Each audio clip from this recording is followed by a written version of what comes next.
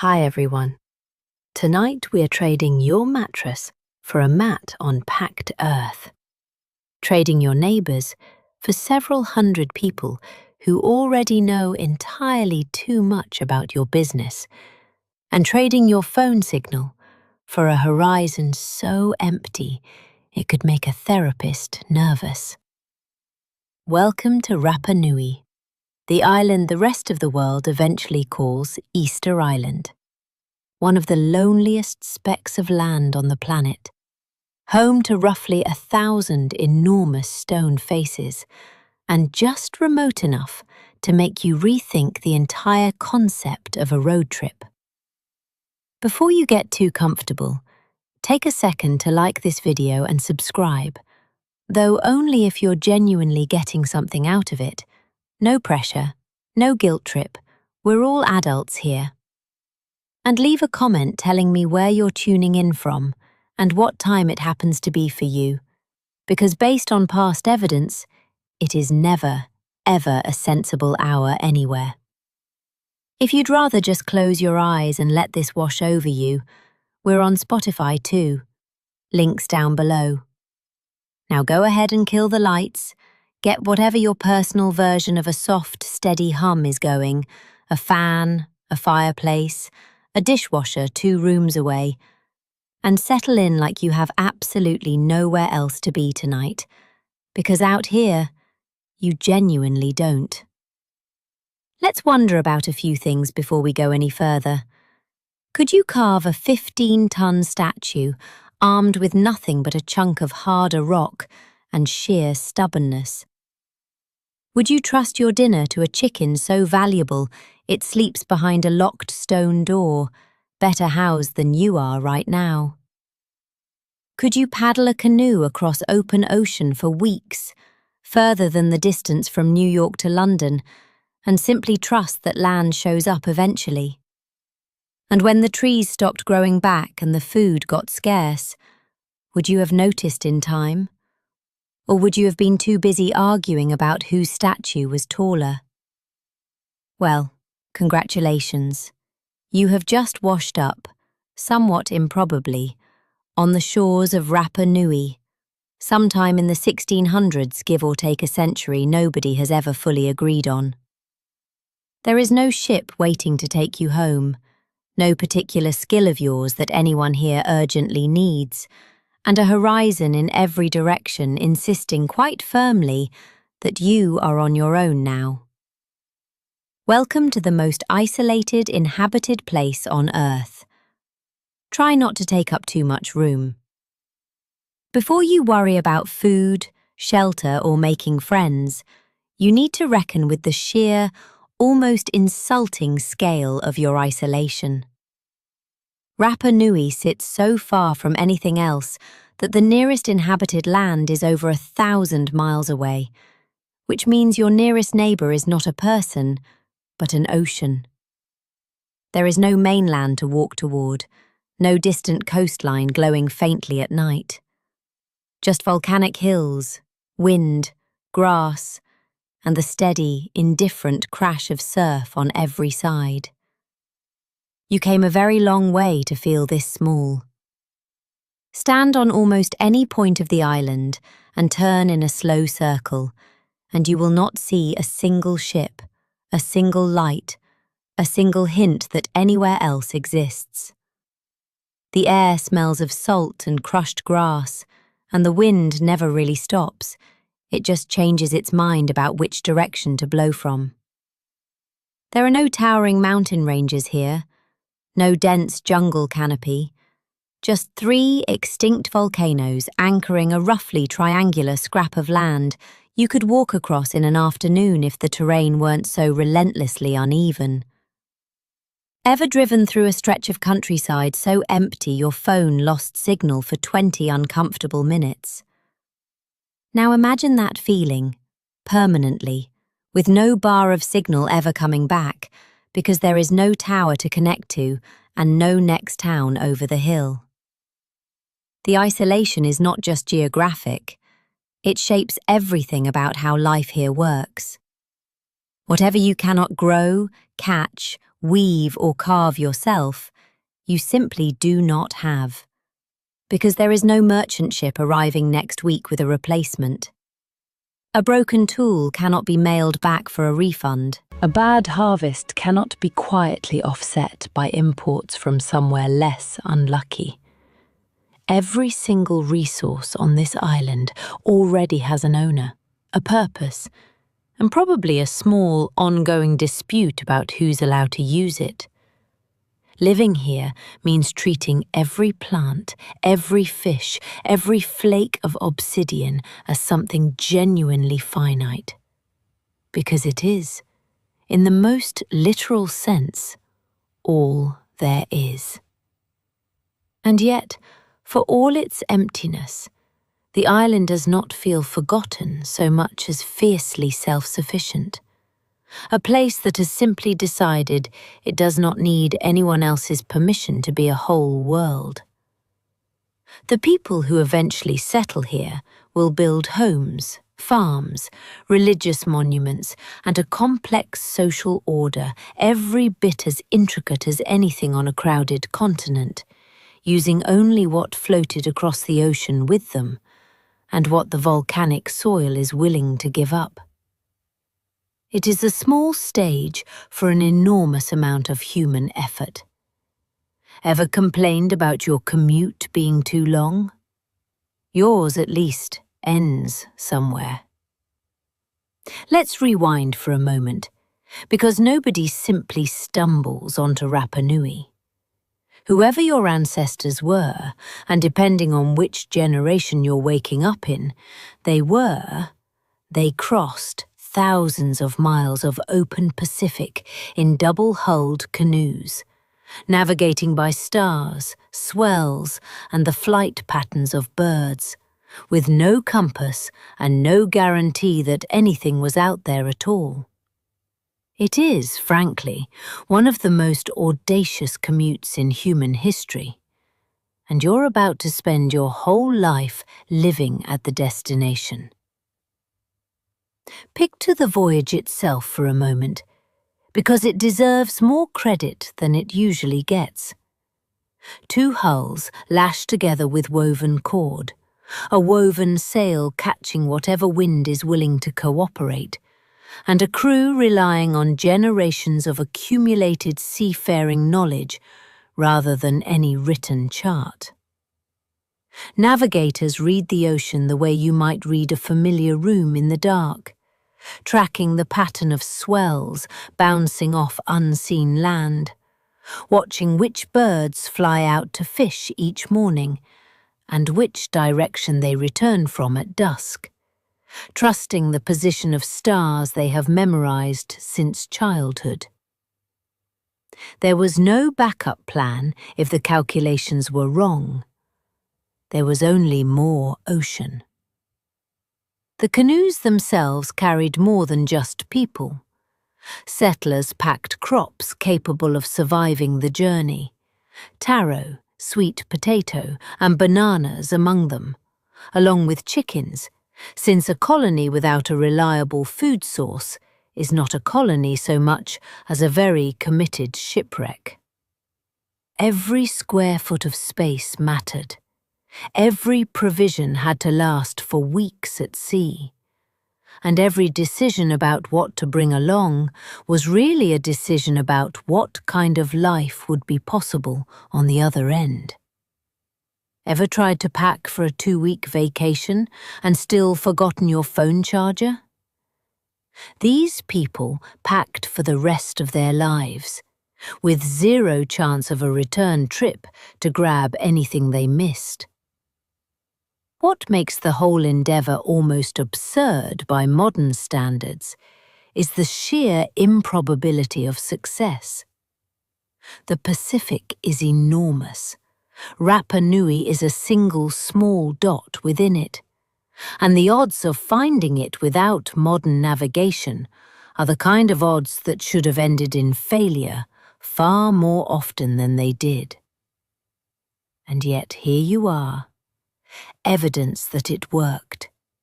standing on land that generations of your ancestors reached through nothing but observation, patience, and nerve. It is, by any reasonable measure, one of the greatest feats of exploration in human history, and it will never appear on a single list of the world's most impressive achievements. Mostly because nobody back home ever quite believed it happened. Once ashore, the wonder gives way quickly to logistics, because arriving somewhere is only impressive until you realize you now have to live there. The excitement of landfall fades fast when you're staring at unfamiliar terrain, wondering where the fresh water is, wondering what's edible, wondering, frankly, where you're supposed to sleep tonight. The ocean crossing was the adventure. What comes next is the actual work, and it starts, as it always does, with finding a roof, or in this case, something that vaguely resembles one. It's time to find somewhere to lie down, and the answer is a house shaped, rather charmingly, like an overturned canoe. Long, low and curved, the hair paenga is built from bent wood and thatched reed, with a doorway so small you have to crouch to enter it, humility apparently built into the architecture itself. Inside, the floor is lined with smooth basalt stones, and the whole structure can stretch remarkably long, sometimes housing an entire extended family under one low, breathing roof. Crawl through that doorway, and the air inside is close and warm, thick with the smell of woven reed and packed earth, a welcome contrast to the wind that never quite stops outside. The curved wooden frame, set into a foundation of carefully fitted stone, gives the whole structure its distinctive canoe silhouette, as if the house itself is quietly nostalgic for the vessel that got its occupants here in the first place. You cannot stand upright inside, not really, so daily life happens low to the ground, sitting, crouching, lying. Everything conducted at the same modest height as the doorway that let you in.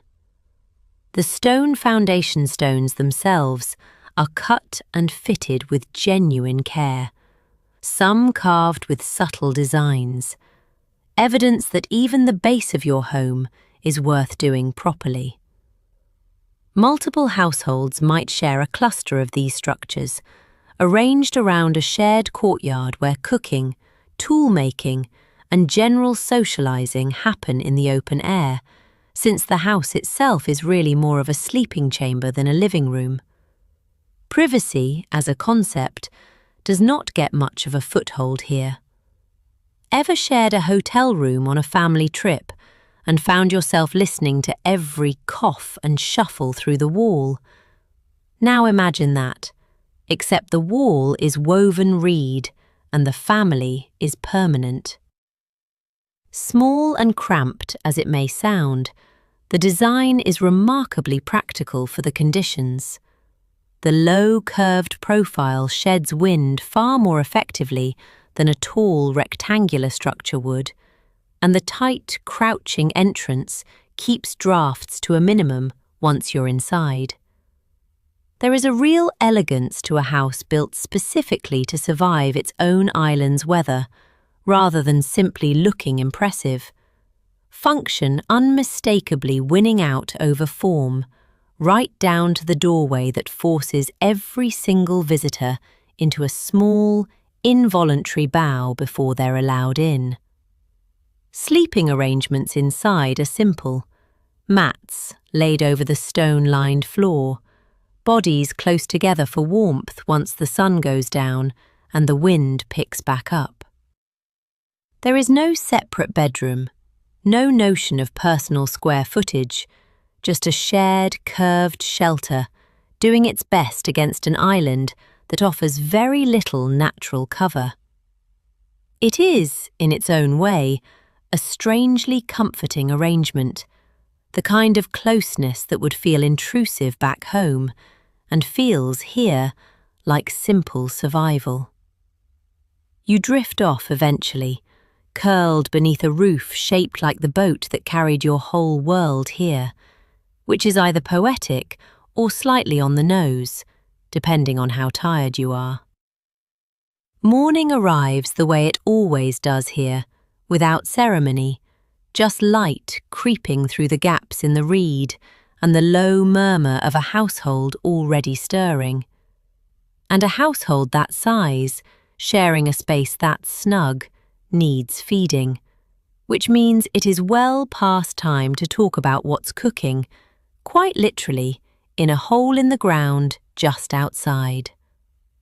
Let's talk about dinner, or rather, how dinner gets cooked, which is a pit in the ground doing all the work.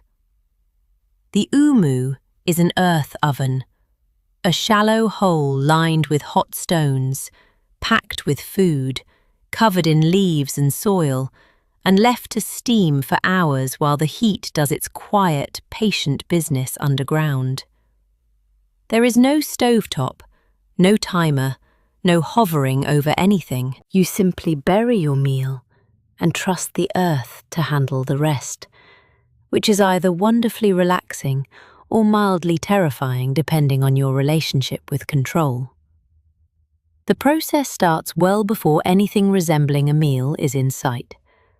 Stones are gathered and heated over an open fire until they're glowing with stored warmth, then arranged carefully at the bottom of the pit, because uneven heat means an unevenly cooked meal, and nobody wants to be the household serving half-raw sweet potato to a hungry family. Once the stones are ready, food goes in, wrapped in leaves to keep the dirt where it belongs, and the whole thing gets sealed over with more leaves and a layer of soil, trapping the heat and steam in a slow, self-contained pressure cooker with absolutely no moving parts. What you smell while it's cooking is smoky and earthy. Damp leaves steaming against hot stone, the faint sweetness of root vegetables slowly softening beneath the ground. There is no clattering pan, no hiss of oil, just the occasional soft settling sound of the earth above shifting slightly as the heat works through it. It is, in its own strange way, one of the quietest cooking methods imaginable, more patience than performance.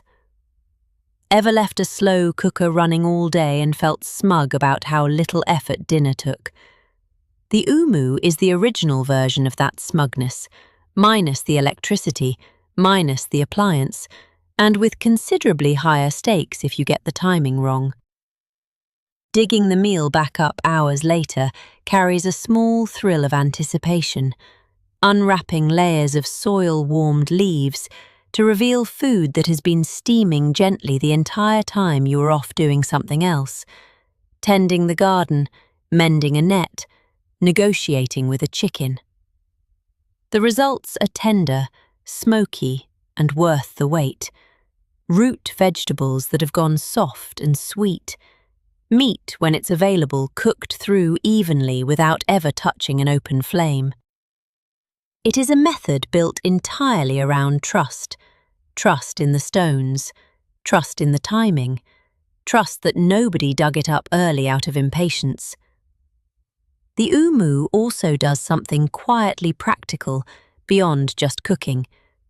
It lets an entire household prepare a meal without anyone standing over a fire for hours, freeing up hands for farming, fishing, or hauling water instead.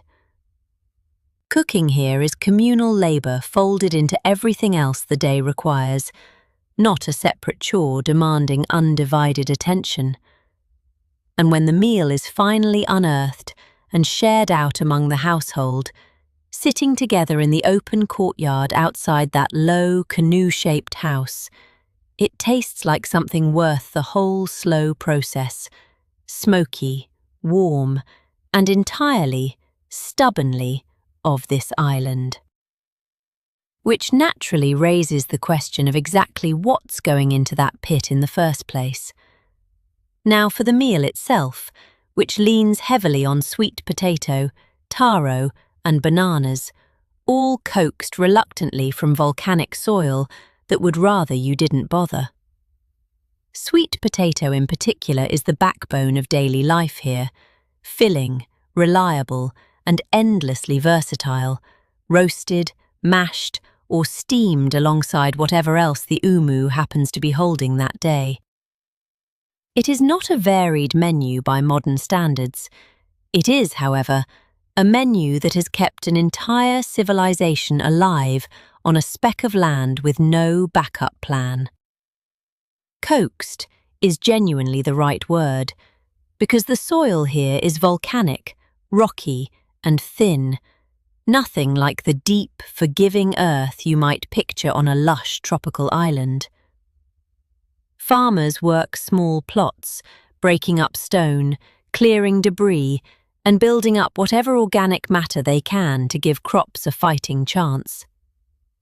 Sweet potato earns its central place on the plate because it tolerates these conditions better than almost anything else available, growing steadily underground while the wind does whatever it wants up above. Taro needs a bit more coaxing still, preferring damper, more sheltered ground, while banana plants cluster in whatever pockets of shelter and moisture the landscape happens to offer. The taste itself is simple and honest. Sweet potato roasted in the umu develops a caramelized, faintly smoky edge. Taro turns soft and slightly nutty. Bananas add a rare hit of natural sweetness in a diet that otherwise leans starchy and steady rather than indulgent. There is no salt shaker on the table, no spice rack to reach for, no sauce hiding an ordinary ingredient's shortcomings. What you taste is what the soil managed to produce. Full stop.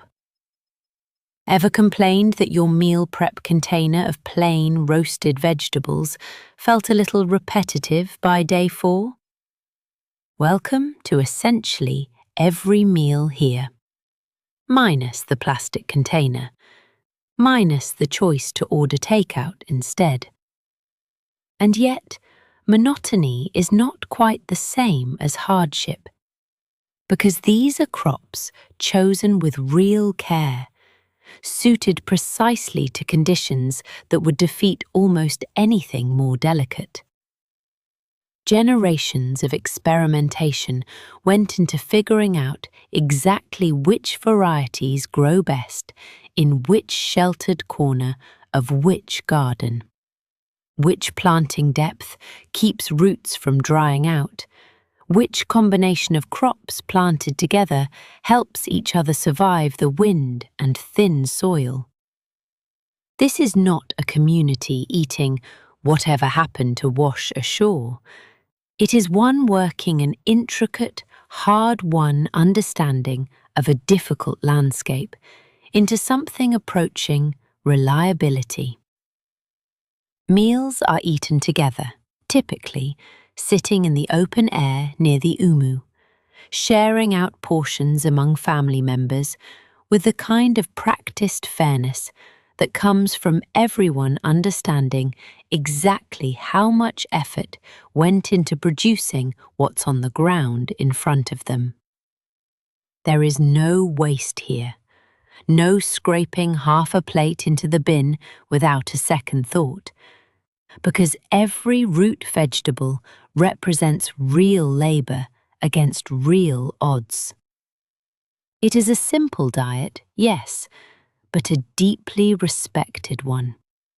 And there is something almost meditative about a meal that asks for so little except your genuine attention and gratitude. which is more than can be said for whatever's happening over near the chicken coop, where gratitude tends to run in a slightly different, more anxious direction. Let's talk about chickens.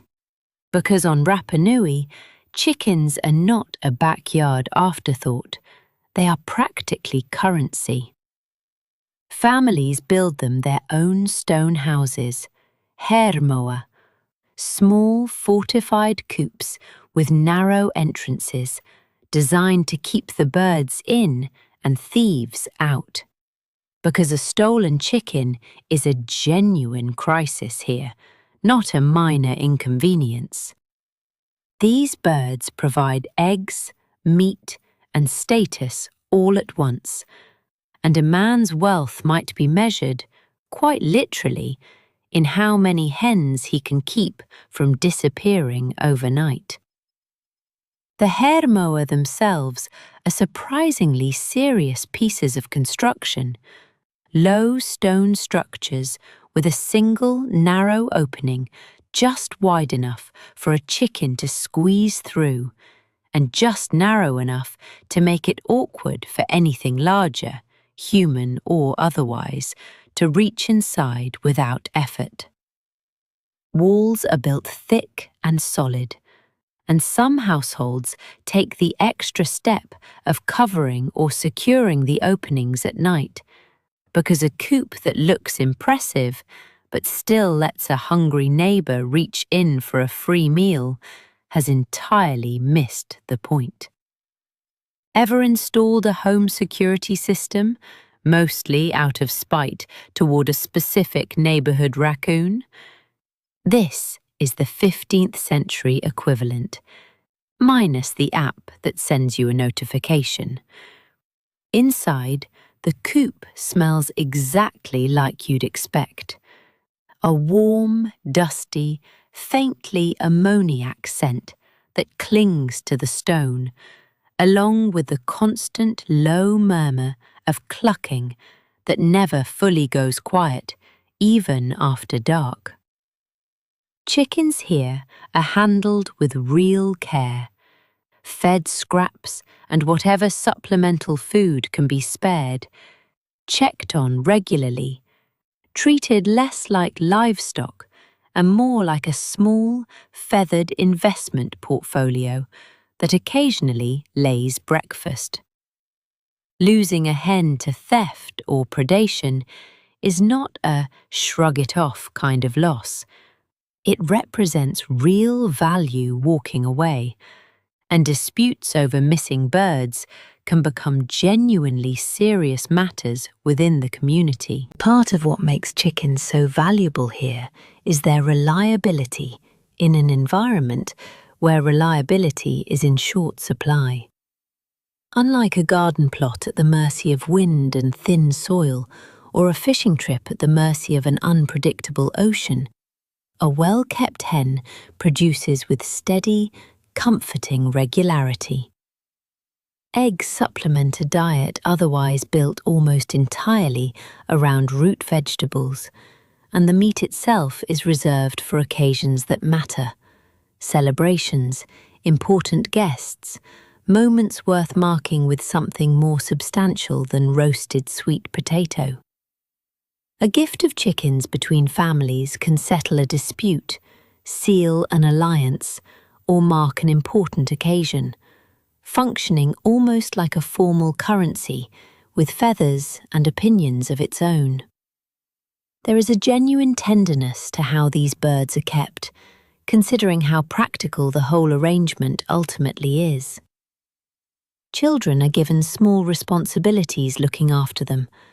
Families take real pride in a particularly productive or particularly good-looking hen. And the coop itself, solid, deliberate, better built in some cases than a person's own sleeping quarters, tells you everything about where the priorities sit.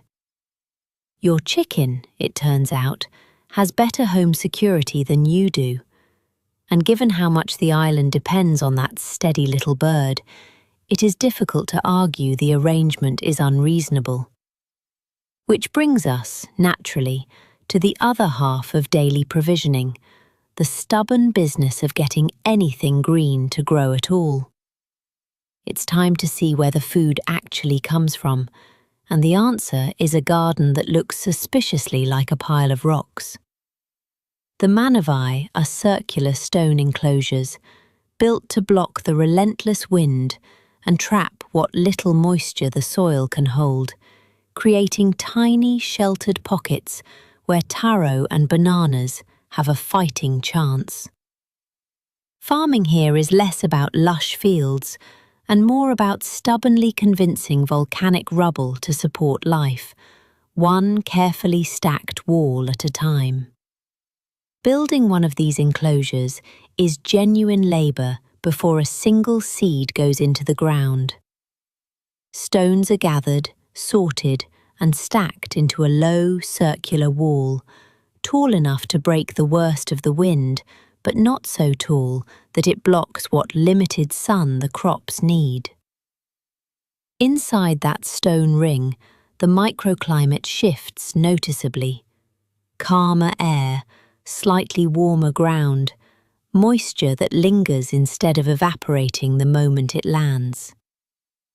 Step inside a manavai, and the wind that has been nagging at you constantly since you arrived finally, blessedly, quiets down. It is the closest thing this island has to indoor gardening, except the walls are load-bearing and nobody is paying a mortgage on it. The dirt itself has to be built up as much as worked, since volcanic ground alone is thin and unforgiving. Farmers mix in organic matter wherever they can find it: compost, ash, whatever decomposing plant material is available, slowly improving small patches of soil rather than attempting to tame the whole unhelpful landscape at once. It is patient, incremental work, the kind that pays off over years rather than weeks, and every manavai on the island represents an accumulated investment of effort that would be devastating to walk away from. Ever spent an entire weekend building a raised garden bed, only to have a squirrel dig up everything you planted the next morning? Now imagine that garden bed took years to become genuinely productive, and losing it wasn't an inconvenience, it was a crisis. Bananas in particular benefit enormously from this arrangement, their broad leaves shredding easily in open wind, their shallow roots drying out fast without some kind of shelter. Taro, needing steady moisture, does far better in the slightly damper microclimate a manavai creates than it ever would exposed to the elements. Sweet potato, hardier by nature, can grow in more open plots, but even it benefits from the wind protection when conditions turn especially harsh. Walking between a cluster of manavai scattered across a hillside, you get the distinct impression of a community that has learned to work with an unhelpful landscape rather than against it, coaxing rather than commanding. There is something almost architectural about the whole approach, gardens built like fortifications, not against people, but against weather itself. Every stone placed in one of these circular walls represents a small, deliberate decision, a recognition that nothing here grows by accident or good luck alone. It takes real ingenuity to look at a windswept, rocky hillside and see, not an obstacle, but a sheltered garden waiting to be built, one stacked stone at a time. And once the harvest from all that patient work comes in, it's typically supplemented by whatever the ocean is willing to offer that day, which means it's time to meet the people brave enough to go get it. Let's head down to the water, where the fishermen are doing the genuinely dangerous part of feeding the island. Using hooks carved from bone and obsidian, and small reed or wooden canoes built for speed rather than comfort, They work waters with no protective coral reef, no gentle lagoon, just open ocean, pressing straight up against sheer volcanic cliffs. Tuna and other deep-water fish are prized catches, hard-won, and treated with the kind of respect you'd expect for something that could just as easily kill the man catching it. Watch a fisherman prepare, and the care in each step is obvious. Hooks are shaped painstakingly from bone or chipped obsidian, each one a small investment of time that has to actually work, because a poorly made hook means an empty canoe and a hungry household. Lines are woven from plant fibre, tested for strength before ever touching the water, and the small canoes themselves, built without the luxury of large trees to spare, are narrow, light, and built for manoeuvring through rough surf rather than lounging comfortably offshore. There is no casual weekend fishing trip happening here. Every launch carries real weight. The smell down at the shoreline is sharp salt air mixed with the damp mineral scent of wet volcanic rock, and the sound is relentless, waves colliding directly against cliff faces with a booming, percussive rhythm that never lets up. Paddling out means timing your launch carefully against the surf, reading the swells the way you might read approaching traffic before crossing a busy street. Except getting the timing wrong here doesn't just mean an awkward near miss. It can mean capsizing against volcanic rock with nothing gentle to catch you. Ever white-knuckled it through a rough flight landing and gripped the armrest a little too hard? Multiply that by several hours, several miles from shore, in a canoe built from limited materials with no life vest in sight. Once out past the worst of the surf, the fishing itself demands real patience, watching for the telltale signs of tuna moving beneath the surface, working baited lines by hand, waiting out long stretches with nothing happening before a sudden, frantic burst of effort when a fish finally takes the hook. Hauling a good-sized tuna into a small canoe without capsizing the whole operation is its own particular skill, requiring balance, strength, and a calm head under genuine pressure. A successful trip brings back food that will feed multiple families for days, and a poor one means returning empty-handed to a community that was counting on you. What makes this work especially demanding is the complete absence of the protective barrier so many other Pacific islands enjoy. Without a coral reef breaking the worst of the ocean's force before it reaches shore, the water around Rapa Nui behaves more aggressively, swells arriving with less warning, currents shifting with less predictability. Fishermen here are not simply gathering food, they are engaging in a genuine negotiation with an ocean that offers no calm lagoon to retreat to when things go wrong. Every catch represents a small victory against conditions that would send a more cautious person straight back to dry land, empty-handed and grateful simply to be there. And that unforgiving relationship with the water does not end once the fish is caught, because the ocean here has a personality all its own, one that deserves its own proper introduction before we go any further. Now, about that ocean, because it deserves a proper introduction. Without a barrier reef to soften the blow, the surf here hits the shoreline directly, unpredictably, and with real force, which means swimming, fishing, and even bathing all carry a quiet undercurrent of risk. Locals read the water the way you might read traffic, watching for the subtle signs that separate a good day from a genuinely bad one. Ever ignored a rip current warning because the water looked calm enough? This is where that instinct gets tested for real. Stand at the shoreline on what looks like an ordinary calm afternoon, and the danger is not always obvious at first glance.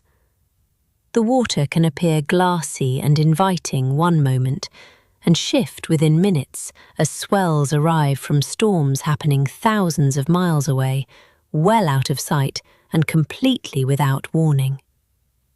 There is no reef out there absorbing the initial impact, no lagoon offering a gentler, shallower alternative, just deep water meeting volcanic rock in an ongoing ancient argument that has never once been resolved in the shore's favour. Locals grow up understanding these patterns instinctively, watching cloud formations, wind shifts, and the particular colour and texture of the water itself for clues about what's coming.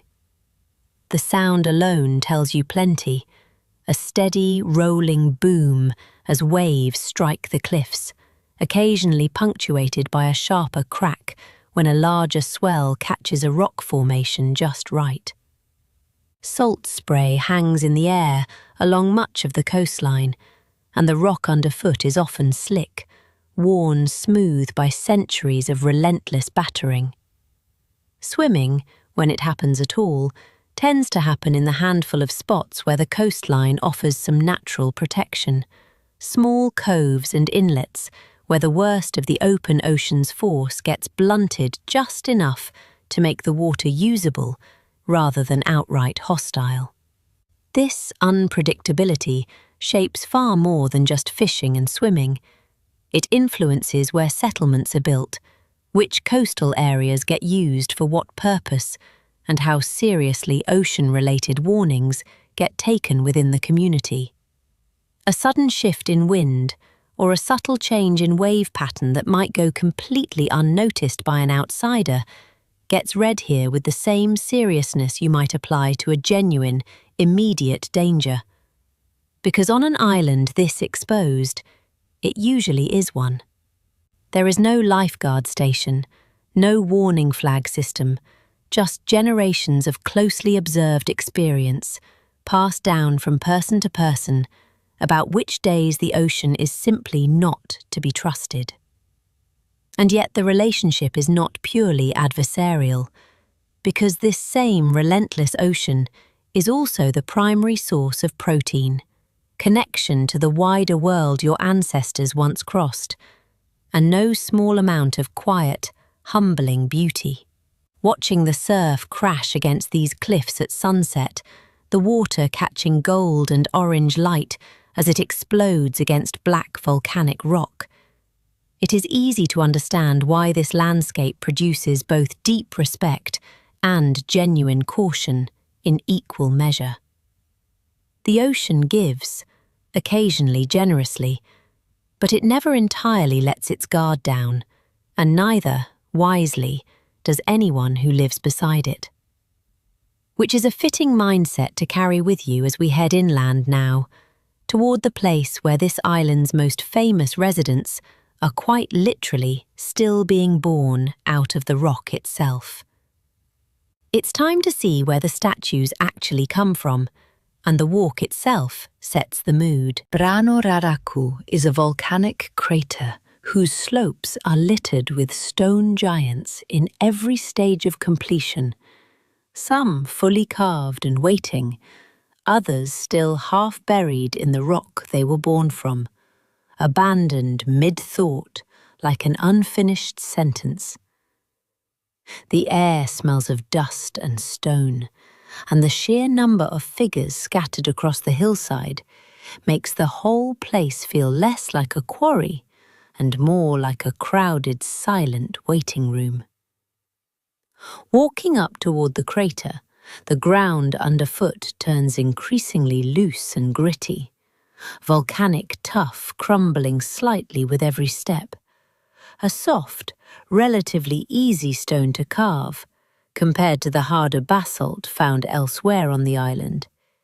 which is exactly why this particular hillside became the birthplace of nearly every moai ever made. The figures themselves emerge from the slope at every conceivable angle, some upright and seemingly finished, others tilted, some still lying flat where they were never fully separated from the surrounding rock. Faces stare out in every direction with the same calm, elongated expression, brows heavy, noses long, mouths set in a firm, faintly disapproving line, as if they have collectively decided you are running late for something. There is a hush to the place that has nothing to do with actual silence, because the wind still moves through here, same as everywhere else on the island.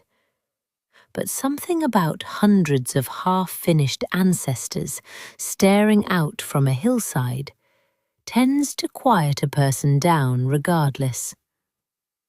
Ever walked through a furniture warehouse and felt strangely unsettled by row after row of identical, unclaimed pieces waiting for someone to take them home? This is that feeling, except every single piece weighs several tons and has a face.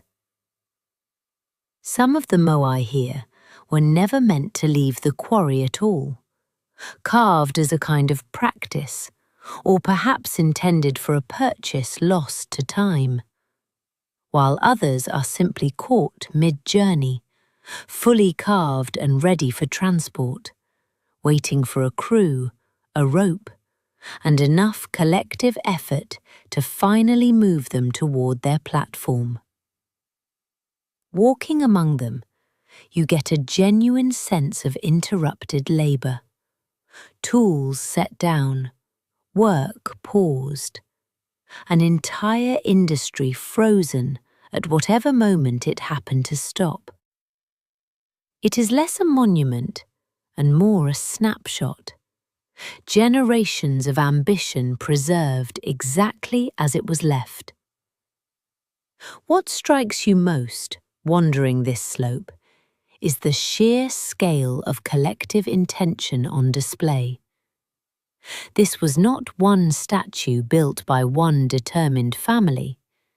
It was hundreds of statues, representing an enormous, sustained community effort stretched across generations.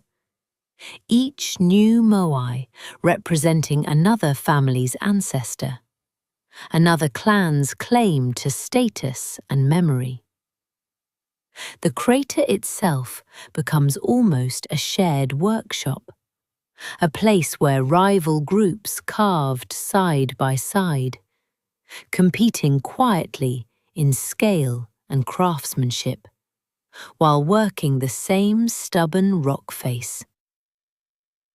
Standing here, dust settling faintly on your shoulders, the wind carrying the dry mineral smell of freshly worked stone, it becomes obvious that this hillside represents one of the largest sustained building projects any small, isolated community has ever undertaken. All without metal tools, without wheels, without a single beast of burden to help haul the finished product. And yet, the evidence is everywhere around you.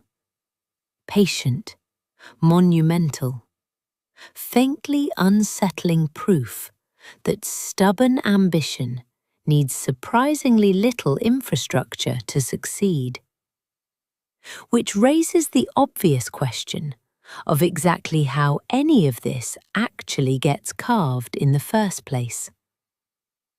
Let's watch the carvers at work, because this is genuinely painstaking labour.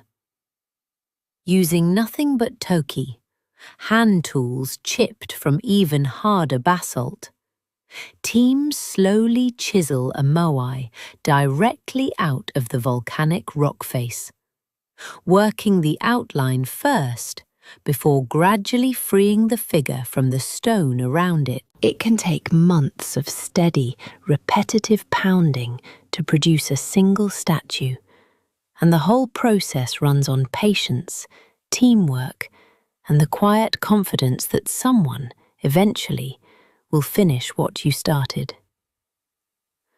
The work begins with the face and front of the figure, carved directly into the rock, while the back remains attached to the quarry wall, a kind of stone relief, slowly gaining depth and dimension over weeks of steady effort. Carvers kneel or crouch for hours at a stretch, striking basalt against tuff in a rhythm that becomes almost meditative.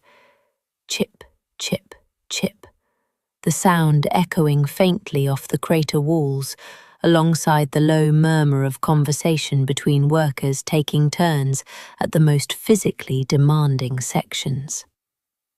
Hands blister, backs ache, and the fine volcanic dust coats everything: skin, hair, the inside of your throat if you're standing too close for too long. Once the front is fully shaped, eyes closed, features smoothed, the truly delicate part begins, carefully separating the figure from the bedrock along its back, while leaving just enough stone connected to keep it stable and upright during the final stages. This is not a task you rush, because a single miscalculated strike at this point can crack a nearly finished statue that represents months of accumulated labour. An outcome roughly equivalent to deleting a document the night before a deadline with no backup saved anywhere. The margin for error narrows considerably the closer you get to completion. Teams working on a single moai often include carvers of varying skill and experience, senior workers handling the most delicate facial features, while less experienced hands manage broader, more forgiving sections of the body. There is a genuine mentorship happening across these months of shared labour, techniques passed down through direct demonstration rather than any written instruction, skills accumulated the same patient way the sweet potato harvest is coaxed from unwilling volcanic soil.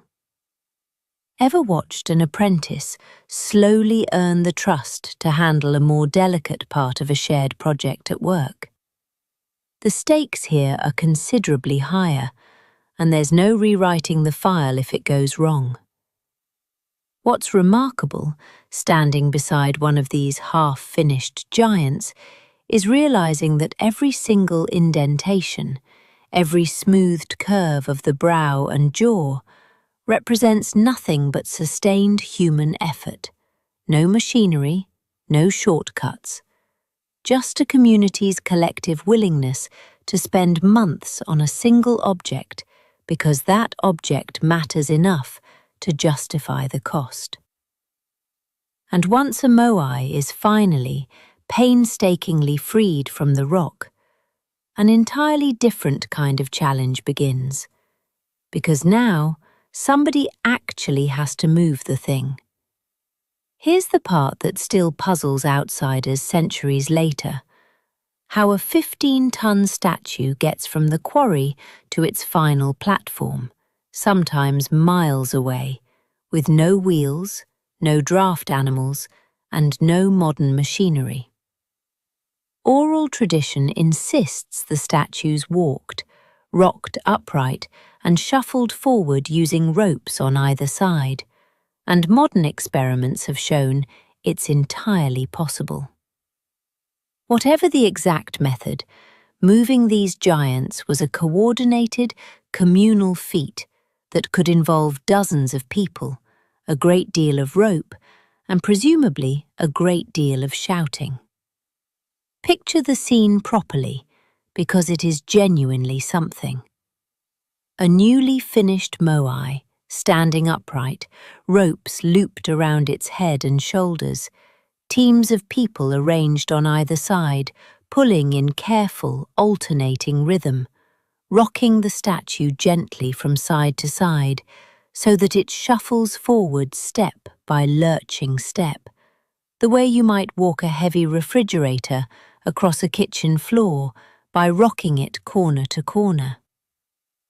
The ground has to be prepared in advance, cleared of major obstacles, and the whole operation requires precise timing, because pull too hard on one side and the statue simply tips over, ending the journey rather abruptly and, presumably, ending a few careers along with it. The sound of this effort carries for a good distance, ropes creaking under tension, feet scraping against packed earth.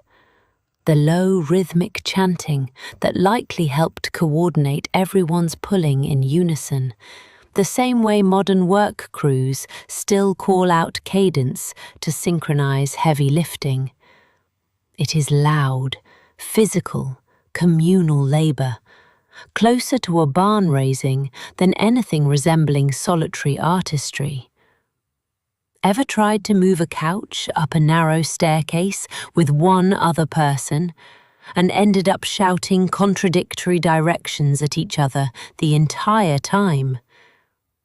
Now imagine that same chaotic negotiation, except the couch weighs as much as a school bus, and everyone involved has strong personal opinions about the correct technique.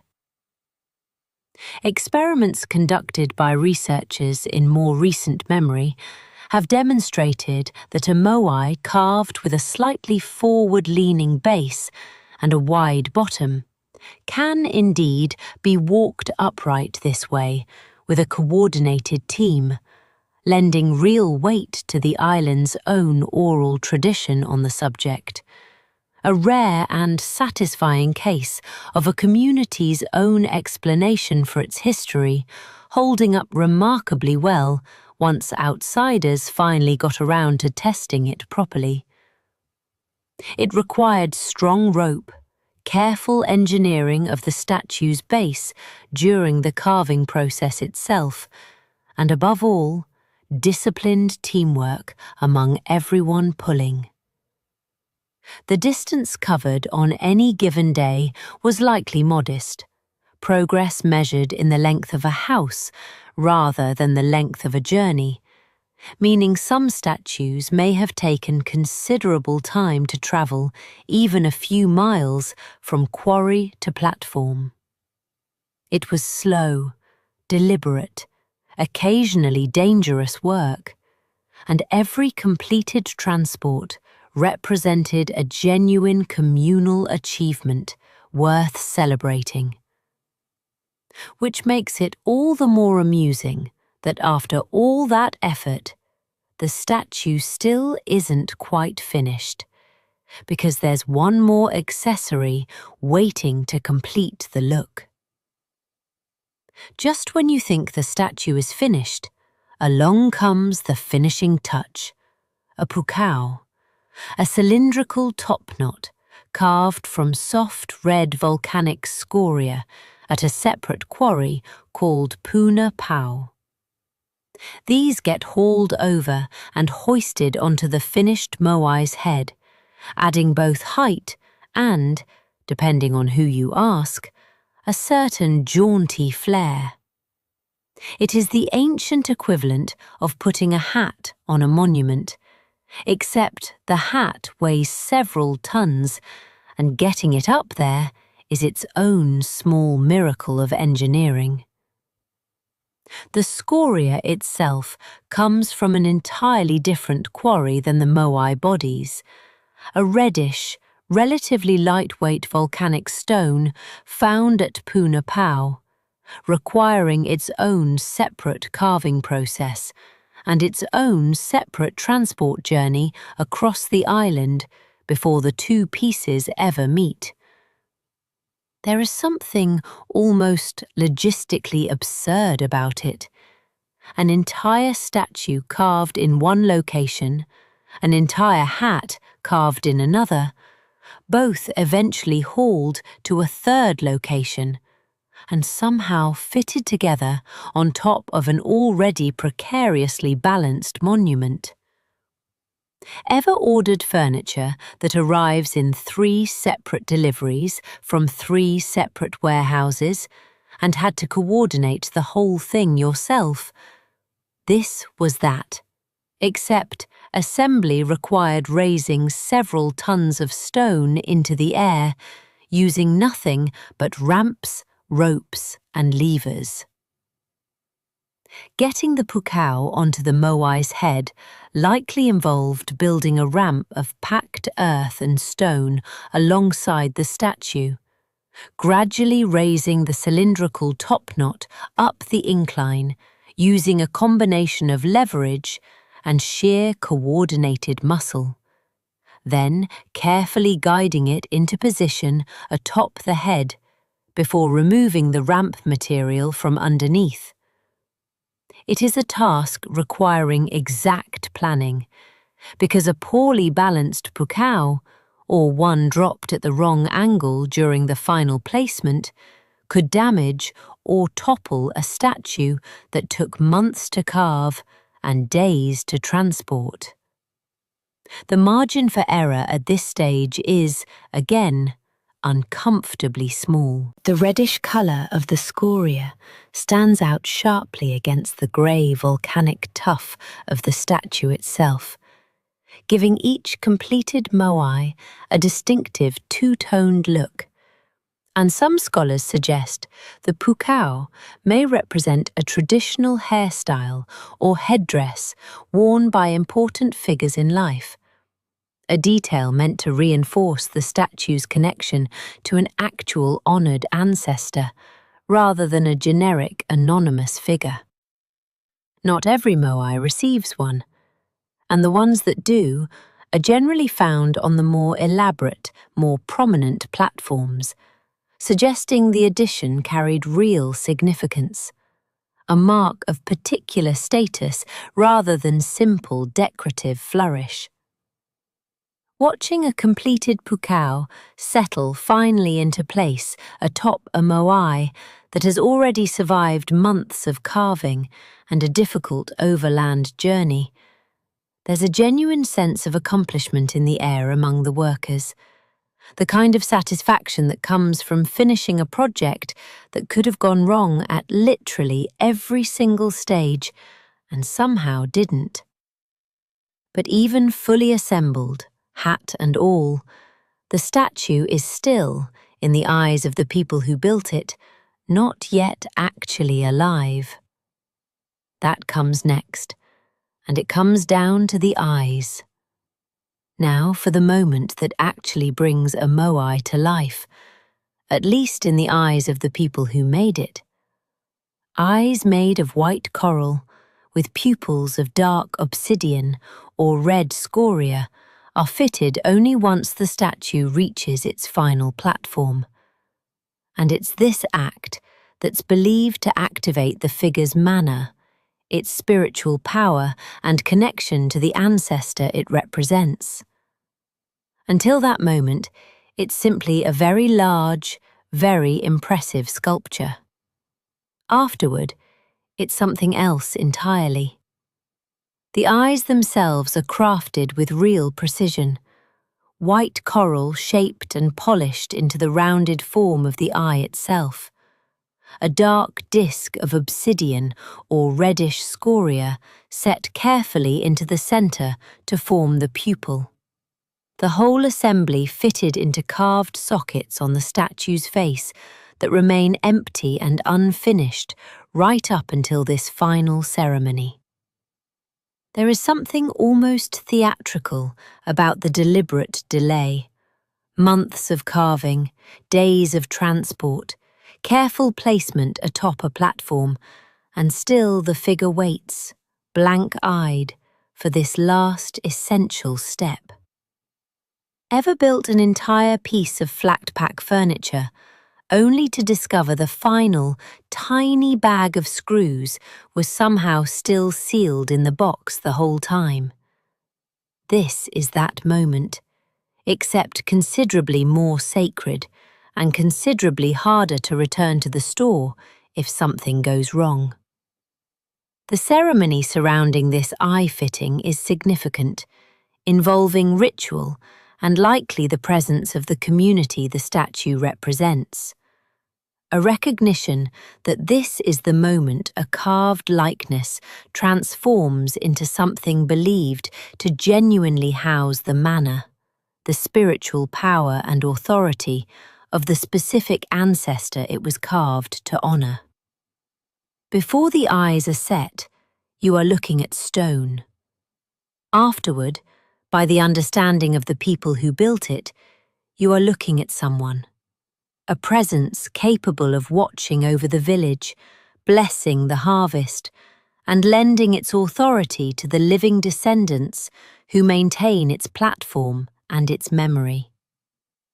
This belief shapes how completed moai are treated for the remainder of their standing existence, always facing inland toward the community rather than out to sea, positioned as active, watchful guardians rather than passive artwork.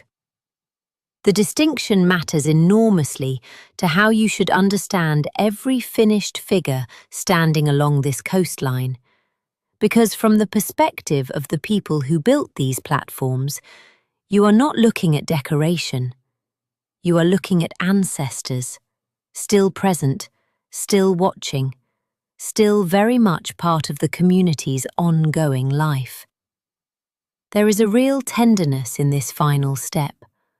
Coral and volcanic stone fitted with the same careful attention given to every prior stage of the process, transforming months of physical labor into something the community understands as genuinely spiritual. It reframes everything that came before it: the quarrying, the carving, the arduous overland journey, the careful hoisting of the topknot, all of it building toward this final, quiet moment of completion. And once those eyes are finally set, and the statue is fully alive in every sense that matters here, it needs somewhere permanent to stand. Which brings us to the platforms themselves. Let's talk about the ahu, the stone platforms where the finished moai finally take their place, backs to the sea, faces turned toward the village they watch over. These aren't just pedestals, they often double as burial sites, tying the statues directly to specific ancestors and specific families. A completed ahu, with its row of standing figures, is as close as this island gets to a cathedral, a monument, and a family tree, all built from stacked volcanic stone. Walking up to a completed ahu, the scale of it hits you differently than the individual statues did back at the quarry. Here, several moai stand together in a single row atop a long stone platform, elevated slightly above the surrounding ground, facing firmly inland with their backs turned resolutely to the ocean they arrived from. The platform itself is built from carefully fitted stone, sometimes plain, sometimes worked with real precision, and beneath it, in many cases, lie the remains of the very ancestors the statues above are meant to represent, meaning you are standing, quite literally, at a combined gravesite, shrine, and community gathering point, all rolled into one imposing structure.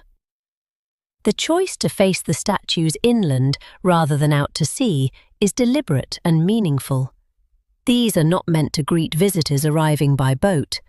They are meant to watch over the living community they protect, faces set toward the houses, gardens, and daily life of the very people descended from them.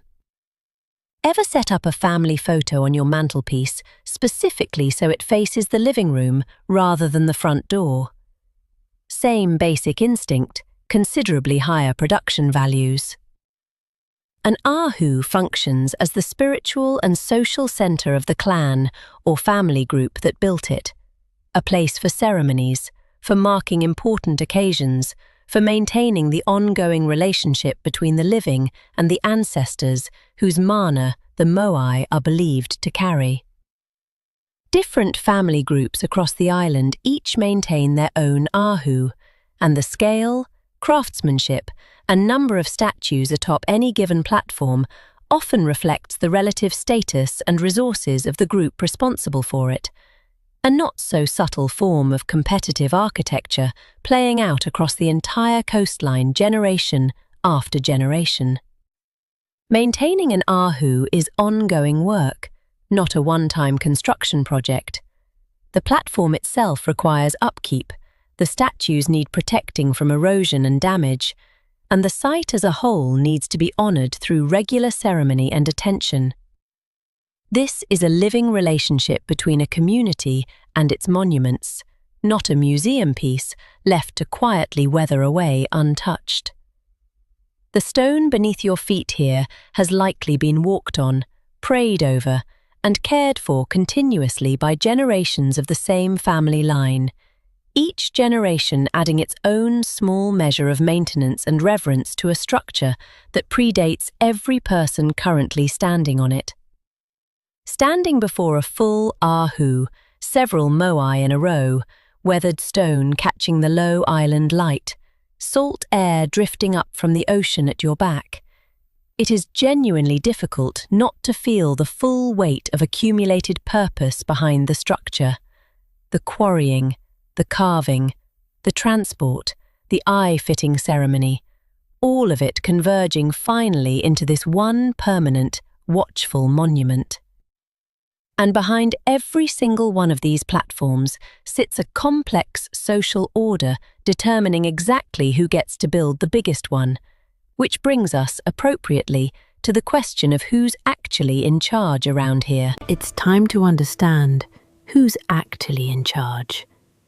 And the answer runs through a paramount chief known as the Ariki Mau, believed to carry an especially concentrated dose of mana passed down through his bloodline. Below him sits a whole structure of clans, sub-chiefs and priests, each with their own standing and their own responsibilities. Status here isn't just social, it's spiritual. And knowing exactly where you sit in that order is not optional information, it's survival information. The Ariki Mau occupies a position that is part political leader, part living vessel of sacred authority. His mana considered so potent that his mere presence and bloodline lend legitimacy to the entire social order beneath him. This is not a role you campaign for or vote into. It is inherited, passed down through specific lineage, and the weight of that inheritance shapes how he is treated in every interaction, where he sits, what he touches, who is permitted to approach him directly, and under what circumstances. Ever worked somewhere with an executive so senior that an entire unspoken protocol existed just for interacting with them? Special meeting rooms, careful scheduling, everyone suddenly a little more formal the moment they walked past. Multiply that formality considerably and add genuine spiritual stakes to getting it wrong.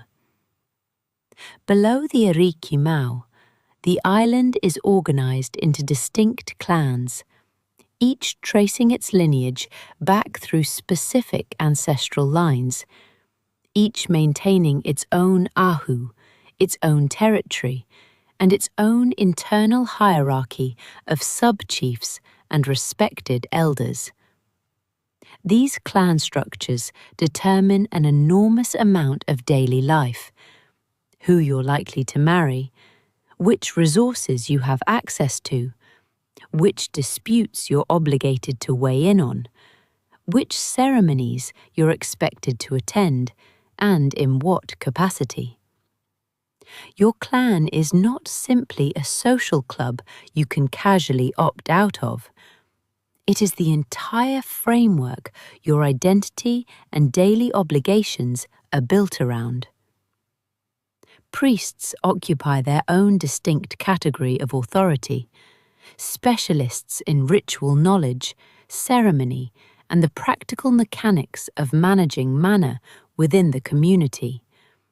Essential figures for everything from the eye-fitting ceremonies atop a finished ahu to determining the appropriate timing for planting, harvesting, or launching a significant fishing expedition. Their expertise is treated with real seriousness, because getting ritual matters wrong is not viewed as a minor social faux pas. It carries genuine spiritual consequence for the entire community, not just the individual involved. What makes this whole structure function day to day is that everyone genuinely understands where they sit within it, not through any written legal code, but through constant social reinforcement. How people address each other, who defers to whom in conversation, who eats first, who sits closest during a ceremony. It is an intricate, largely unwritten system, absorbed from childhood onward, the same way you absorbed which relative gets the head of the table at a holiday dinner, without anyone ever formally explaining the rule to you. Except here, getting the seating chart wrong carries considerably higher stakes than an awkward Thanksgiving. This entire structure of chiefs, clans, and priests exists within a broader framework of sacred rules governing behavior, one that touches nearly every aspect of daily life in ways an outsider would find both bewildering and, occasionally, genuinely nerve-wracking to navigate. Which brings us to a subject that deserves its own careful introduction: the invisible rulebook nobody hands you, but everybody expects you to already know. Now for the invisible rulebook, tapu, the system of sacred restrictions that governs an enormous amount of daily behavior, from who can touch what, to who can eat with whom, to which objects and places are simply off-limits to ordinary people. Break a tapu, even accidentally, and the consequences are taken seriously, because this isn't etiquette. It's believed to have real spiritual weight. Ever worried you'd committed some unforgivable faux pas at a dinner party without knowing the rule existed? Multiply that anxiety considerably. Tapu functions less like a list of written laws and more like an ever-present atmosphere surrounding people, places, and objects, marking certain things as sacred, restricted, or simply dangerous to interact with carelessly. Chiefs and priests, carrying particularly concentrated mana, are surrounded by especially strict tapu. Certain foods reserved only for them, certain objects only they may touch, certain spaces only they may enter. An ordinary villager brushing carelessly against a highly tapu individual or object isn't just committing a social misstep. They're believed to be interfering with genuine spiritual forces, an infraction that can carry consequences ranging from social punishment to a deep, sincere fear of supernatural repercussion. The specific rules vary depending on status, location, and occasion. Certain fishing grounds restricted during particular seasons to let fish populations recover. Certain garden plots marked off limits while a chief's ceremony is underway. Certain foods forbidden to specific groups based on gender, age, or standing. It is an intricate web of restriction that most people navigate almost instinctively. Absorbed from earliest childhood, the same way you absorbed which topics were simply not discussed at your own family's dinner table without anyone ever needing to spell out the reasoning. What makes tapu particularly nerve-wracking for anyone unfamiliar with the specifics is how quietly consequential a violation can be. There's often no dramatic announcement when you've crossed a line, no flashing warning sign, just a sudden shift in how people around you respond, a stiffening of posture, a lowered voice, the unmistakable sense that something has gone wrong that you didn't fully understand the moment before it happened. Ever realized mid-conversation that you'd brought up a topic that was clearly off-limits at someone else's family gathering, based purely on the sudden, uncomfortable silence that followed? That instinctive social dread, here, comes with genuine spiritual weight attached. The system serves real, practical purposes beneath its sacred framing, protecting scarce resources from overuse, reinforcing social hierarchy in ways everyone understands without constant explicit negotiation, and providing a shared framework for resolving disputes when they inevitably arise. A fishing ground marked tapu during breeding season isn't simply superstition. It's effective, if spiritually justified, resource management, ensuring the community doesn't accidentally fish itself into a shortage. Living under this system requires constant, quiet attentiveness, a genuine awareness of context, status, and circumstance that shapes nearly every interaction throughout your day. And that same attentiveness to status and identity extends visibly onto the body itself, which brings us to a custom that turns a person's own skin into a walking record of exactly who they are. Let's talk about tattoos, because on Rapa Nui, they are not a personal choice made on a whim. They are a marker of status, achievement, and identity applied with genuine ceremony. Skilled tattooists use bone combs and natural pigment to etch intricate designs across the body and face, and the patterns themselves can signal rank, lineage, or accomplishment to anyone who knows how to read them. It hurts, it's permanent, and it says more about you at a glance than any introduction ever could. The process itself is slow and deliberate. A specialist tattooist, using a fine comb carved from bone, dipped in dark pigment made from soot or crushed charcoal mixed with a binding agent, tapping it repeatedly into the skin to drive the pigment beneath the surface in precise, careful lines. There's no numbing agent, no modern sterilization, just steady hands, practiced skill, and a subject expected to sit through considerable discomfort without much complaint, because flinching too visibly during a status-marking ceremony rather defeats the purpose of the whole exercise. Ever gritted your teeth through a particularly aggressive dentist appointment and tried to look composed about it anyway? This runs considerably longer, and the stakes for your social standing are considerably higher than your dental hygiene rating. The designs themselves are richly symbolic: geometric patterns, stylized birds, and figures representing specific achievements, lineages, or stages of life, applied to different parts of the body depending on what they signify. A design across the face carries different weight than one along the arm or torso, and the overall composition, once complete, functions almost like a resume worn permanently on the skin, instantly readable by anyone within the community who understands the visual vocabulary being used. High-status individuals, chiefs and their close relations especially, tend to carry the most extensive and elaborate designs, while more modest patterns might mark a particular accomplishment or life stage for someone of lower rank.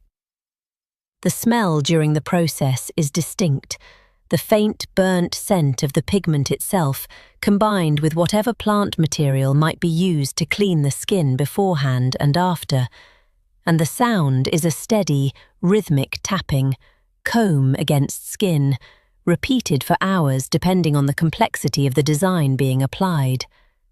There is genuine artistry involved, a skilled tattooist's reputation built over years, sought after specifically for the precision and beauty of their line work, their services valuable enough to be requested well in advance of important ceremonies or milestones. What makes this practice so central to daily life here is how thoroughly it removes ambiguity from social interaction. You do not need to ask a stranger about their family background or personal accomplishments. Much of that information is already visible, etched permanently into their skin for anyone literate in the visual language to read at a glance.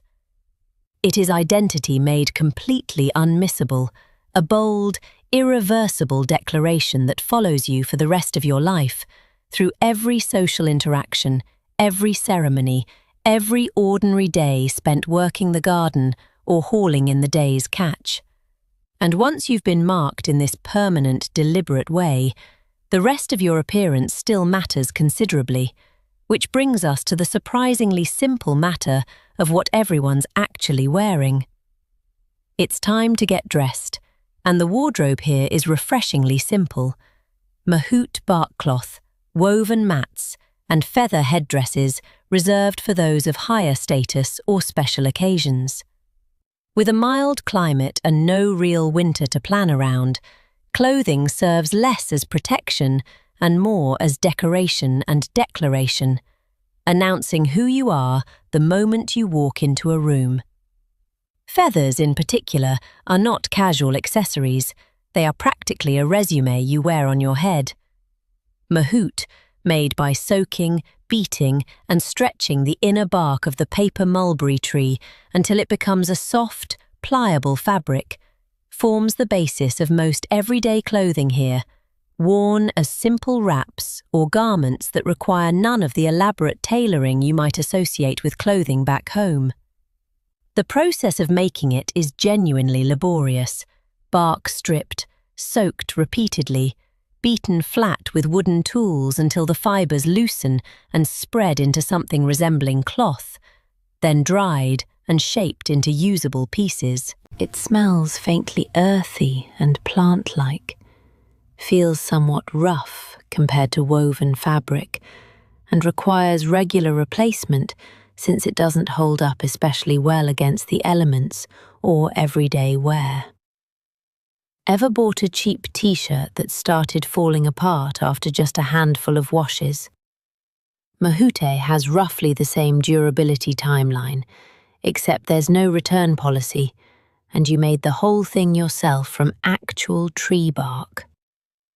Woven mats serve a similar practical purpose, doubling as both clothing material and household items, laid out for sleeping, used as coverings, or fashioned into simple garments depending on what the moment requires. There is a real practicality to this overlap. Resources here are precious enough that a single woven mat serving multiple purposes throughout its useful life makes considerably more sense than dedicating separate materials to separate functions. Nothing goes to waste. Nothing sits unused simply because it was originally intended for a different job. Feather headdresses represent an entirely different category altogether, reserved specifically for chiefs, priests, and individuals of genuine standing, worn during ceremonies, important gatherings, and occasions where a person's status needs to be immediately, visually unmistakable to everyone present. Assembling one requires considerable skill, and no small number of carefully gathered feathers, arranged with real artistry, into a display meant to draw the eye and command respect the moment its wearer enters a space. It functions much like an elaborate uniform might in a modern ceremonial context, less about practical warmth and entirely about visible, undeniable authority. Given the island's genuinely mild climate, clothing here rarely needs to solve the problem of staying warm, freeing it up to focus almost entirely on communicating status, rank, and occasion instead. What you wear, and how elaborate it is, tells everyone around you exactly how seriously to take your presence in any given gathering, a wardrobe functioning as a constant, wearable form of social shorthand. And speaking of things that communicate information without a single spoken word, there's one particular island mystery that has stubbornly refused to give up its meaning, no matter how carefully anyone has studied it. Let's look at something genuinely mysterious, rongorongo, a system of carved glyphs found on wooden tablets across the island that nobody today, and quite possibly nobody in living memory, can fully translate. Rows of tiny figures, birds, plants, and shapes march across the wood in careful lines, clearly meaningful to whoever carved them, stubbornly silent to everyone since. It remains one of the island's most persistent puzzles, a written language that outlived the people who could read it. Examine one of these tablets closely, and the craftsmanship is immediately obvious. Tiny, precise glyphs, incised in careful, orderly rows, each figure distinct, clearly deliberate, clearly meant to carry specific meaning rather than simply decorate the wood's surface. The symbols include recognizable shapes, stylized birds, plant forms, geometric patterns, human-like figures, arranged in sequences that suggest genuine written language rather than random ornamentation. Whoever created these tablets was recording something specific: genealogies, chants, ritual knowledge, historical events. Nobody currently alive can say for certain which, and that uncertainty is precisely what makes the whole subject so quietly unsettling. The tablets themselves are relatively rare, and knowledge of how to actually read them appears to have been restricted to specific specialists, likely priests or particularly learned individuals whose role involved maintaining and reciting the knowledge these glyphs represented. When that specialized knowledge stopped being passed down, whether through disruption, population decline, or simply the gradual fading of a tradition once outside pressures arrived, the ability to read rongorongo seems to have genuinely disappeared along with it, leaving behind objects that are unmistakably meaningful and completely illegible all at once. Ever inherited an old family recipe box, handwriting faded, abbreviations nobody currently living understands, half the ingredients listed by a nickname only your grandmother ever used. Now imagine that same frustrating gap in understanding, except instead of a slightly confusing family recipe, it's an entire system of writing, and instead of one recipe box, it's one of only a couple dozen surviving tablets scattered across museums and collections worldwide, most removed from the island long before anyone thought to seriously document how they were actually meant to be read. Researchers and linguists have spent considerable effort attempting to crack the code, comparing glyphs across different tablets, looking for repeated sequences, testing theories about whether the system represents actual spoken language or functions more as a mnemonic device to jog a trained reciter's memory rather than a direct one-to-one written transcription. genuine progress has been frustratingly limited, and rongorongo remains, to this day, one of the very few writing systems in the world that has resisted every serious attempt at translation. There is something quietly humbling about standing before one of these tablets, aware that an entire community once found this arrangement of symbols perfectly clear, perfectly readable, perfectly ordinary, and that the knowledge required to understand it has simply slipped away, not through any dramatic single event necessarily, but through the ordinary, quiet erosion of a tradition losing its trained specialists faster than new ones could be taught. It is a reminder that even a fully developed system of recorded knowledge is only ever one generation away from becoming a beautiful, unreadable mystery. Which is a fairly heavy note to end on, so let's lighten things back up with something considerably more celebratory: the communal feast. Now for something a little more festive, the communal feast, held to mark a completed moai, a successful harvest, or simply an occasion worth celebrating. Food is pooled, shared, and displayed generously, because generosity here doubles as a status symbol. The more you can give away, the more it says about your standing. There's music, dancing, and no shortage of pointed commentary about whose garden produced the better sweet potatoes this season. Preparations for a feast like this begin well in advance. Multiple umu pits dug and fired at once, chickens slaughtered for the occasion rather than kept for their steady supply of eggs. Whatever surplus a family's Manavai gardens have managed to produce, gathered up and contributed to the shared spread. The smell across the gathering area becomes something genuinely festive. Smoke from multiple earth ovens mingling with the sweetness of roasting bananas, the earthy richness of taro, the occasional rare treat of properly cooked chicken. An aroma considerably more layered and indulgent than the everyday, steady diet most people eat the rest of the year.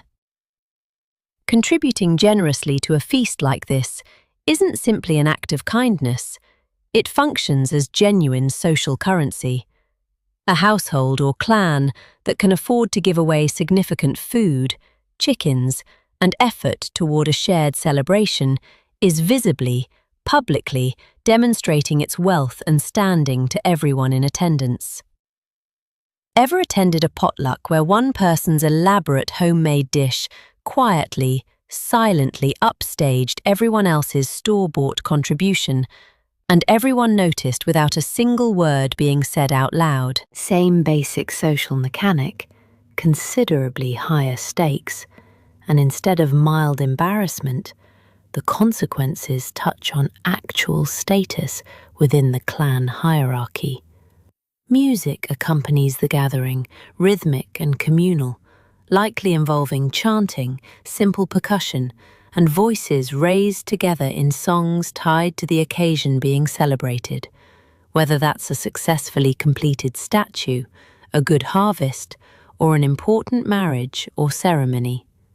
Dancing follows, energetic and joyful, a release valve after the steady, patient labour that defines most days here. Bodies moving freely in ways the demanding daily grind of farming, fishing and carving simply doesn't allow much room for otherwise. And amid all the music and dancing and generous spreads of shared food, there is inevitably gossip, quiet commentary about whose garden clearly outperformed whose this season, whose chicken coop seems suspiciously well stocked, whose contribution to the feast was, let's say, a touch less generous than their apparent means might suggest. Some things, it turns out, remain remarkably consistent across centuries and cultures, and a good feast without at least a little pointed commentary about the neighbours simply isn't doing its job properly.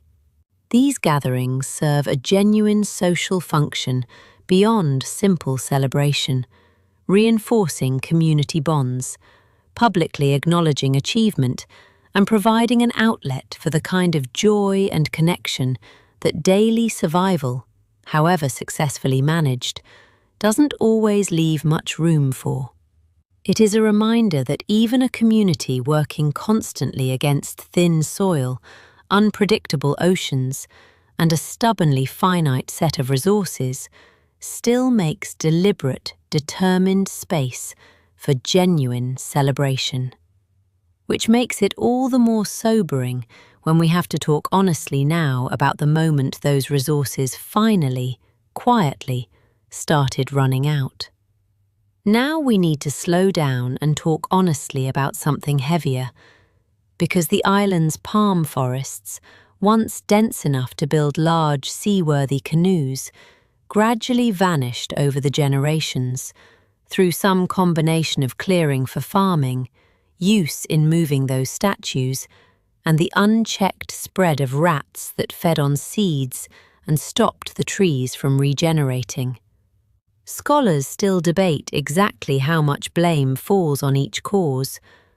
What's certain is that a landscape once thick with trees slowly became the open, treeless expanse it's known for today, and that loss reshaped everything that came after it. It is worth pausing here and setting the humour aside for a moment, because this part of the story deserves genuine seriousness rather than a clever comparison to modern life. The forest that once covered much of this island did not disappear overnight, and it did not disappear because of any single reckless decision made by any single generation.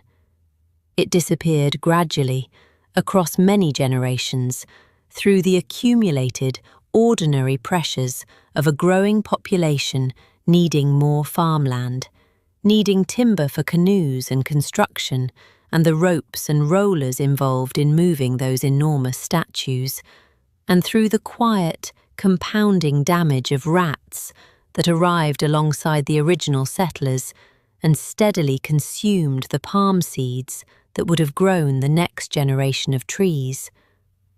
Researchers continue to debate the precise weight each factor carried, and it would be dishonest to present any single tidy explanation as fully settled, because the honest answer is that multiple pressures likely compounded on top of each other over a long stretch of time. Human land use, resource demands tied to the very monuments this island is famous for, and an invasive species interfering with natural forest regeneration, all playing some genuine role. What is not in serious dispute is the outcome. A landscape that once supported large trees capable of building substantial ocean-going canoes gradually became the open, grassy, largely treeless terrain visitors and residents alike encounter today. The consequences of that gradual loss rippled outward into nearly every part of daily life described so far. The canoes needed for deep-sea fishing became harder to build and maintain. Timber for construction grew scarce, and the relationship between this community and its own environment shifted considerably from what earlier generations had known. This wasn't a distant abstraction affecting some other place. It directly reshaped the food security, mobility, and daily options available to the very people whose resourcefulness we've spent this entire story admiring. There is real value in sitting with this part of the story honestly, rather than rushing past it for the sake of tone, because it offers a genuinely important lesson about the relationship between any community and the finite resources it depends on. A lesson that plenty of places, far larger and far less isolated than this island, have had to learn, and are still learning in their own ways. The people living through this gradual change were not foolish, and they were not careless in any simple sense. They were navigating slow, difficult pressures whose full consequences likely weren't fully visible until well after key decisions had already been made, generation by generation. What matters most for understanding everything that comes next is recognizing that this community did not simply collapse in the face of this loss. They adapted, adjusted, and found new ways to keep the island functioning with considerably fewer resources than earlier generations had enjoyed. And that adaptation deserves its own careful attention. Because resilience in the face of genuine hardship is every bit as important a part of this story as the loss that preceded it. With fewer large trees left standing, life adjusted, sometimes painfully.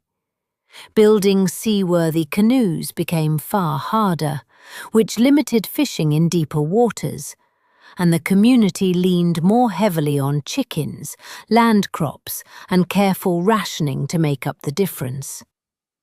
This wasn't a single dramatic collapse, so much as a slow tightening, a people adapting generation by generation to a landscape that offered less than it once had, and finding, out of necessity, new ways to keep going anyway. Without the large timber once available, canoe construction shifted towards smaller vessels, or in some cases, reed-based boats built from what materials remained accessible, less suited to the demanding open-water fishing trips that once brought in deep-sea tuna. This meant a meaningful shift in diet, greater reliance on the steady, reliable protein of chickens, closer inshore fishing where conditions allowed, and an even heavier dependence on the sweet potato and taro harvests, coaxed so carefully from those wind-sheltered Manavai gardens. Ever had a favourite restaurant close down and had to rework your entire weekly routine around new, less convenient options? The stakes here ran considerably higher than mild inconvenience. This was a genuine restructuring of how an entire community fed itself. Rationing and careful resource management became increasingly central to daily life. Communities organising more deliberately around protecting existing food sources, managing chicken populations with particular care, and likely reinforcing the tapu restrictions around fishing grounds and garden plots even more strictly than before, since the margin for waste or mismanagement had grown considerably thinner than it once was. Social structures that had always existed around status and resource distribution took on sharper, more consequential weight, because access to reliable food now mattered more directly to a family's survival than it perhaps once had. What's genuinely remarkable about this period, when you set aside the hardship for a moment, is the sheer adaptability on display. This was a community capable of significantly reworking its entire relationship with food, transportation, and resource management across a matter of generations, without abandoning the island, without losing its core social and spiritual structures, and without ceasing entirely the ambitious cultural projects that had defined earlier centuries. People kept living here, kept building families, kept maintaining their ahu and honouring their ancestors, even as the practical realities of daily survival grew measurably more difficult. This period also likely intensified competition between different clans and family groups over increasingly scarce resources, sharpening rivalries that had always existed in more good-natured form around whose statue was more impressive or whose garden produced better sweet potatoes.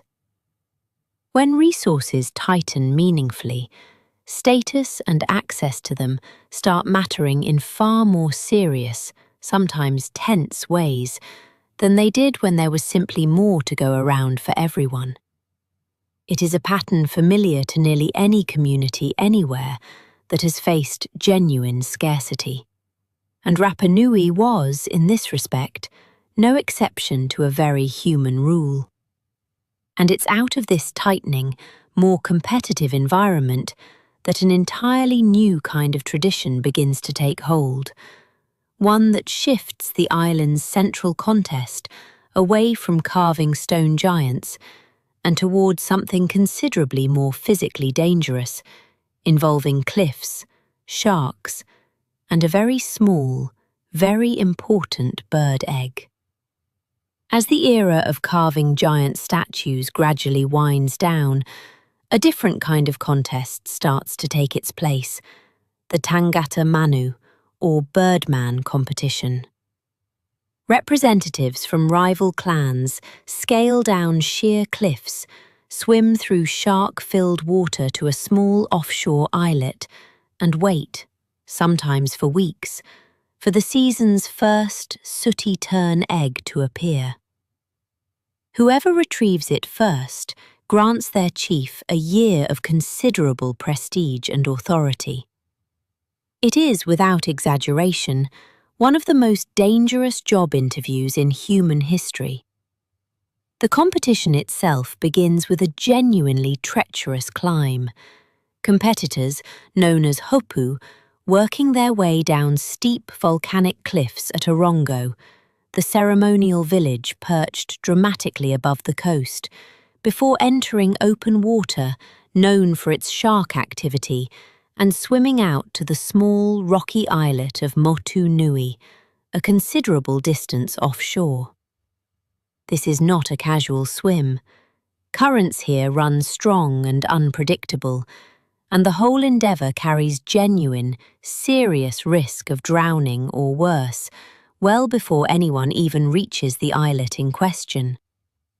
Ever nervously interviewed for a job you desperately wanted and felt your stomach twist at the thought of it going badly? Now imagine the interview process also involved a shark-infested swim and a cliff descent, with your entire clan's status for the coming year riding on the outcome. Once on the islet, competitors settle in for what can be a genuinely lengthy wait, sometimes stretching for weeks, watching and waiting for the sooty terns to lay their eggs for the season, sheltering as best they can in whatever rough conditions the small, rocky outcrop offers, rationing what limited food and water they manage to bring along. This is not a quick contest decided in an afternoon. It is an extended test of patience and endurance, layered directly on top of the physical danger already involved in simply getting there in the first place. The moment an egg finally appears, the real urgency kicks in. The successful competitor has to secure it, sometimes tying it carefully to a specific method of carrying it that protects it from breaking, and then make the entire dangerous journey back, swimming through the same shark-populated waters and climbing the same steep cliffs, all while protecting a single small, fragile egg the entire way. Dropping or breaking it at any point along this return trip means the entire effort, weeks of waiting included, comes to absolutely nothing. Success grants the sponsoring chief, since competitors often represent a specific chief or clan leader rather than competing purely for themselves, the prestigious title of Tangata Manu for that year, along with genuine political authority and status within the island's broader social order. This transformed what was once a religious ceremony centered on carving and erecting moai into an entirely different kind of annual contest, one settled through individual physical risk and endurance rather than months of collective communal labour. It represents a genuine shift in how status and authority got decided as the island's resources and social pressures changed. There is something almost poetic about this transition. Standing stone giants that took collective months to build, eventually giving way to a single, breathlessly dangerous swim and climb, decided in the span of one tense season, rather than one prolonged building project. It suggests a community adjusting its entire framework for competition and prestige to match a landscape that could no longer necessarily support quite the same scale of collective effort it once had.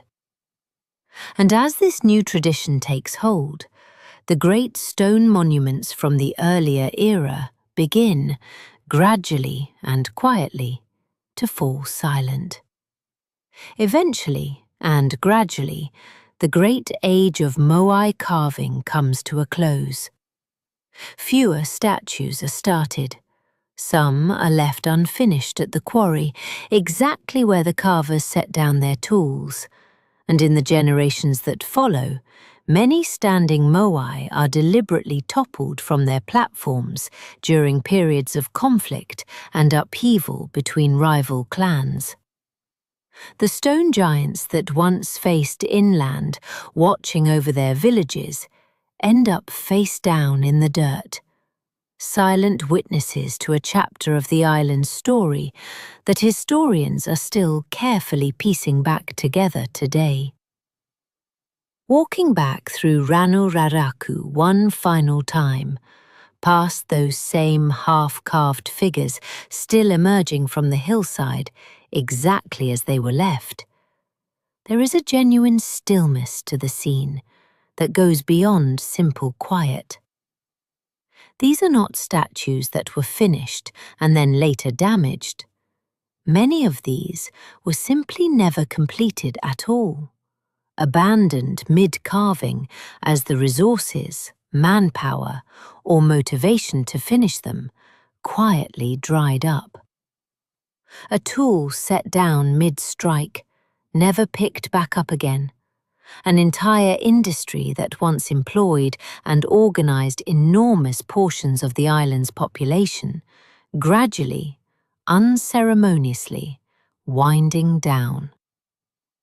Elsewhere across the island, along the coastline, where those carefully built ahu once stood proudly, with rows of watchful ancestors facing inland, later generations toppled many of these same statues during periods of internal conflict between rival clans, competing over increasingly scarce resources and status.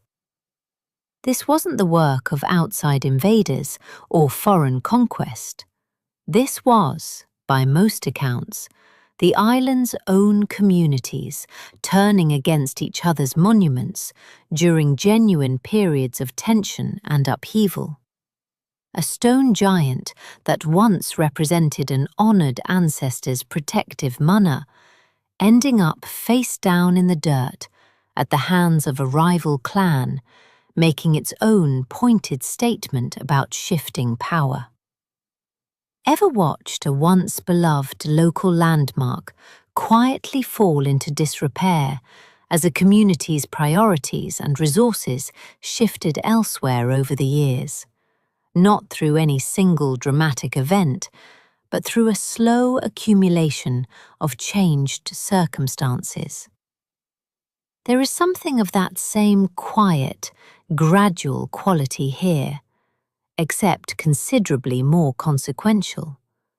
An entire spiritual and artistic tradition that once organized enormous collective effort across generations, eventually giving way to different pressures, different contests, and ultimately, different priorities entirely. Historians and archaeologists continue working carefully through the physical evidence left behind, examining exactly when specific statues were toppled, comparing this timeline against other, admittedly limited, historical and oral records, trying patiently to reconstruct precisely how and why this remarkable tradition wound down the way it did. It remains, in many respects, an ongoing puzzle, pieces of it settled with reasonable confidence, other pieces still genuinely debated among the people who study this place most closely. What remains unmistakable, standing among the fallen and the unfinished alike, is the sheer scale of what this small, isolated community managed to build in the first place, against genuinely difficult odds, using nothing but patience, cooperation, and an unshakable belief that these stone giants mattered enough to justify months of labour and considerable communal effort. The statues may have eventually gone quiet, some falling, some never finished at all, but the fact that they were built here, on this remote scrap of volcanic rock in the middle of an enormous ocean, remains one of the more genuinely remarkable achievements in the whole sprawling story of human ambition. So here you are, at the end of a very long, very strange stay on the most isolated inhabited island on Earth. You crossed thousands of miles of open ocean with nothing but stars and stubbornness to guide you, slept curled beneath a roof shaped like the very canoe that got you here, and spent your days coaxing sweet potatoes from unwilling volcanic rock while guarding a chicken more fiercely than most people guard their savings.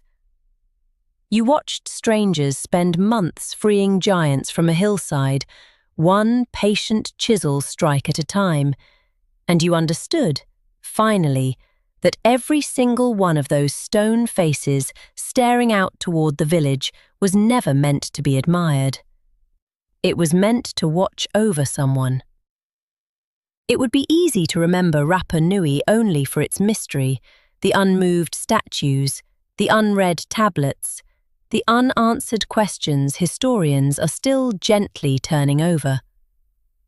But underneath all of that is something simpler and far more moving. A community that built cathedrals out of volcanic rubble with no metal, no wheels, and no help coming from anywhere else in the world. And when the forest that once supported them quietly disappeared, they did not vanish along with it. They adapted, they competed, they celebrated, and they kept going, the same as people everywhere always have. So tonight, as you sink back into your own soft bed, with a working roof over your head and a grocery store somewhere nearby that never once requires you to bury your dinner in a hole in the ground, maybe spare a quiet thought for the people who called this small, wind-battered speck of land home. For their patience, their ingenuity, and their stubborn refusal to let isolation mean insignificance. Travel, even the imaginary kind from the comfort of your pillow, has a way of reminding you just how resourceful and how resilient people can be. Rest easy tonight. The statues are still watching, and for once, that's a comforting thought. Sleep well.